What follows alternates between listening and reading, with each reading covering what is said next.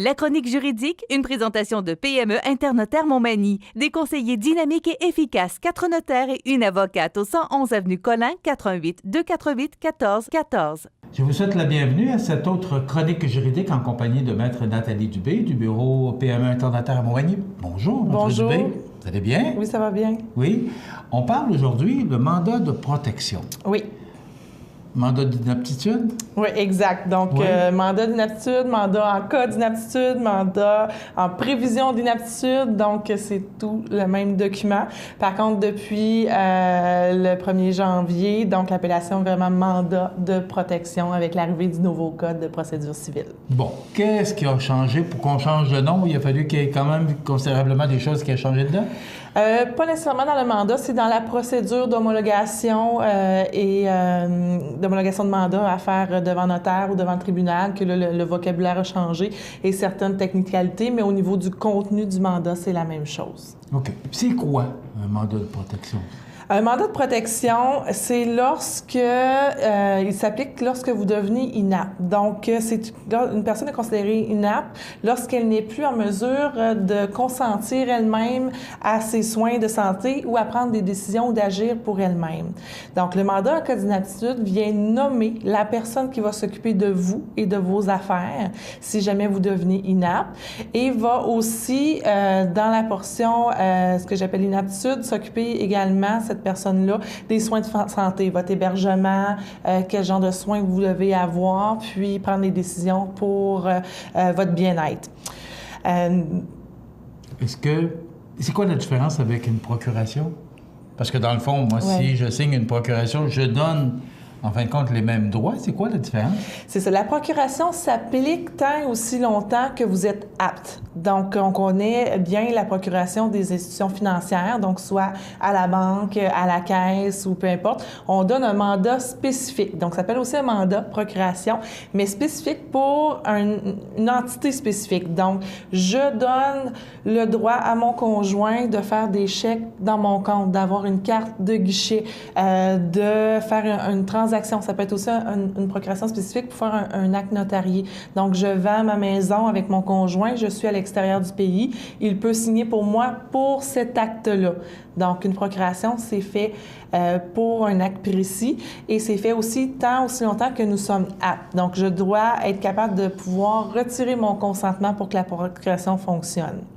Donc, le mandat en cas d'inaptitude, lui, il existe lorsque la personne elle est inapte. Il peut être accompagné d'une procuration générale. Donc, procuration générale, je vais donner à une personne le droit de tout faire pour moi. Donc, même si je suis apte encore, je peux retirer mon consentement, mais j'ai quelqu'un qui peut agir pour moi. Je peux prendre l'exemple, votre conjoint est camionneur, donc souvent parti aux États-Unis. Il y a plusieurs personnes à Montmagny qui vont se reconnaître. Donc, vous pourriez donner une procuration générale à votre conjointe ou à une autre personne de confiance pour signer le renouvellement hypothécaire, pour aller chercher vos colis à la poste, pour appeler le gouvernement parce qu'il y a un crédit de TPS-TVQ qui a mal fonctionné. Donc, très général, mais ça fonctionne seulement tant aussi longtemps que vous êtes apte à retirer votre consentement.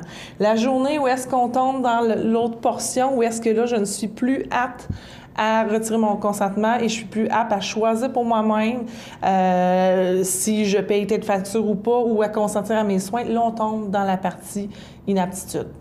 OK. Mais si on n'en a pas, est-ce que c'est important d'en avoir un? Moi, je pense que oui, mais vous allez me répondre sûrement avec une plus longue réponse. Oui. Si on n'en a pas de mandat de protection, ça fait quoi? Si vous n'avez pas de mandat en cas d'inaptitude, mandat de protection, c'est que ce sera ce qu'on appelle l'assemblée de parents, alliés et amis, qui vont choisir la personne qui va s'occuper de vous et de vos affaires. Donc, le mandat permet de choisir vous-même la personne. Donc, moi, si je veux que ce soit ma sœur et non mon chum qui s'occupe de mes affaires, il faut que je l'écrive sur un mandat. Et je prévois aussi le remplaçant. Donc, celui qui fera l'administration si jamais ma sœur ne veut pas ou ne peut pas prendre la charge. Donc, si j'en ai pas, j'ai personne de nommé. Donc, le Code civil prévoit qu'il y a une assemblée qu'on appelle de parents, alliés et amis, qu'on doit convoquer, le notaire convoque ou le tribunal, dépendamment de la procédure que l'on choisit.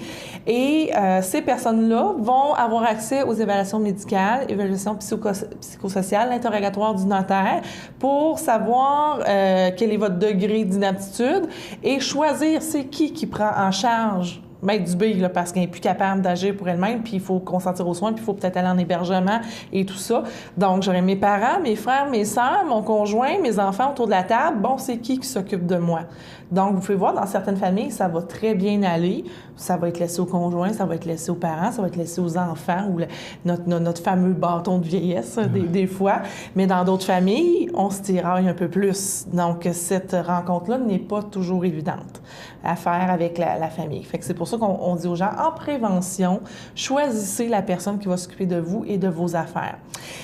On peut comprendre que le mandat code d'inaptitude est quand même un investissement à faire en termes de coûts lorsque c'est notarié. Par contre, versus le testament, souvent les gens aiment mieux faire le testament que le mandat, parce que le mandat, c'est sûr que ça se peut qu'il ne serve jamais. Donc, si j'ai pas de procuration générale à l'intérieur, ça veut pas dire que je vais devenir inapte un jour. Donc, j'ai pas les statistiques, mais le pourcentage de personnes qui décèdent inaptes ou qui ont un moment d'inaptitude, il y en a pas tant que ça. Il y en a, mais pas tant que ça. Et ça se peut qu'on n'en ait jamais de besoin. On entend aussi souvent, bien moi j'ai la procuration, comme on parlait tout à l'heure, puis je m'occupe des choses de ma mère, tout va bien, tout ça. Ça peut fonctionner, oui, des fois il y a des passe-droits, même si votre mère ou votre père est inapte, mais à un moment donné, vous allez pogner un mur, comme on l'appelle. Donc, le gouvernement va appeler, va vous demander, est-ce que je peux parler à votre mère? Non, elle n'est plus en mesure de s'occuper de vos affaires, mais j'ai une procuration. C'est pas la procuration qu'il faut à ce moment-là, c'est vraiment le mandat code d'inaptitude et qu'il soit homologué. Donc, homologué, qu'est-ce que ça veut dire? C'est qu'on est passé au travers de la procédure. Donc, un médecin a constaté l'inaptitude d'une personne, donc elle doit être totale et permanente. Là, un travailleur social a aussi fait des examens, des tests pour les activités de vie quotidienne, les activités de vie domestique. Et ensuite, j'ai le notaire qui va faire un interrogatoire pour évaluer la capacité juridique, la capacité de consentement et tout ça, mémoire et tout. Puis par la suite, on a le jugement de la Cour qui vient retirer les droits civils de cette personne-là.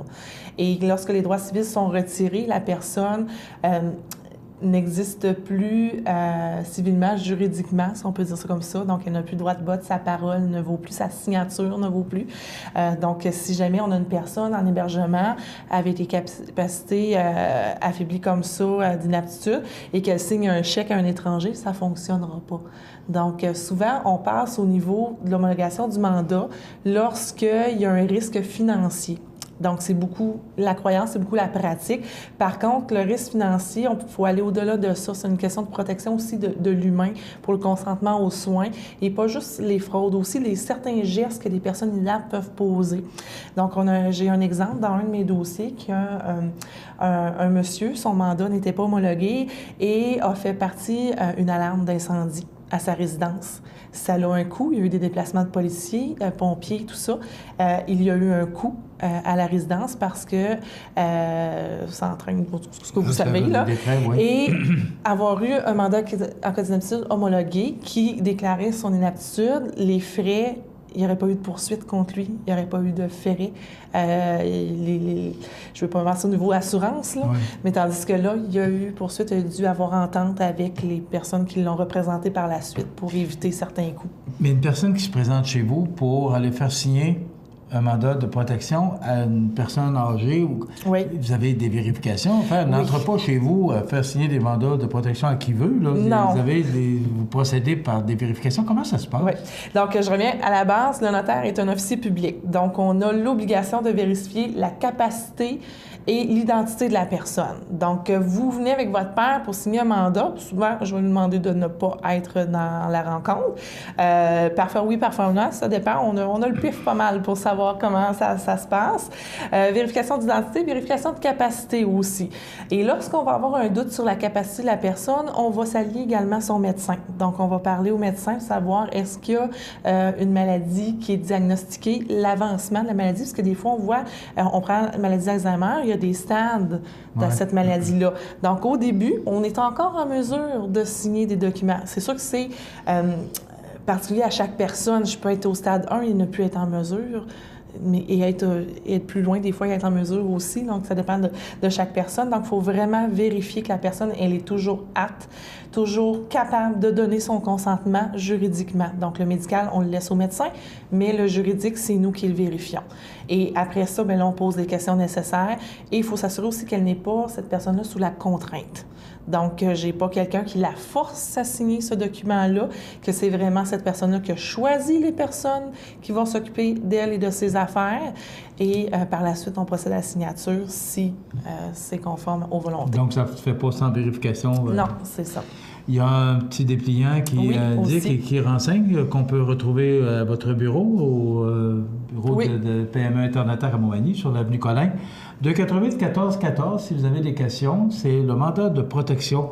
Alors, c'est bien important et tous ces documents sont de plus en plus importants parce que le juridique aujourd'hui a toute sa place dans notre quotidien. Oui. Merci beaucoup. Merci C'est à très vous. intéressant. Maître Nathalie Dubé et ses collègues du bureau PME Internotaire à Montmagny sur l'avenue Colin, 248-1414. Merci, on se retrouve dans 2 semaines. Merci.